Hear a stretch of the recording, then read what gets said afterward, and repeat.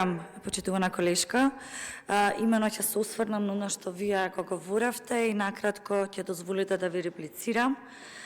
Загрижува кога гледам една ваква критика која што доаѓа од Социјалдемократскиот сојуз, секогаш кога станува збор за подобрување на државниот систем или државната администрација во насока на истата да биде поефикасна и да биде во служба на граѓаните. Па ќе бидам директно, ќе ви дам директен одговор. Поставивте прашање дали можеби веќе скроен составот на оваа комисија. Не е, ниту и ќе биде. За разлика составот на оваа комисија и тоа како беше скроен кога беше Социјалдемократскиот сојуз и дуи на власт, па така да член на второстепена комисија Горан Сугаревски. И ја имате најскандалозната председателка господјата Даница Чадиева.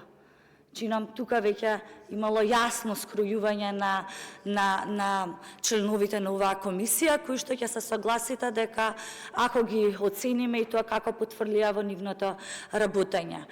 Ова законско решение, во споредба со претходните законски решенија кои што ги поднесуваше Социјалдемократскиот сојуз, се обидува да промовира професионализам и затоа не само што го зголемува критериумите за да можат истакнати правници и професионалци да имаат право да аплицираат и да бидат членови на оваа комисија, до толку повеќе пак ќе кажам, создаваме една навистина поголема ефикасност со тоа што од две комисии креираме една комисија која што ќе биде во служба на граѓаните, на институциите и каде што од 18 членови ние ги намалуваме бројот на членови, односно на 13.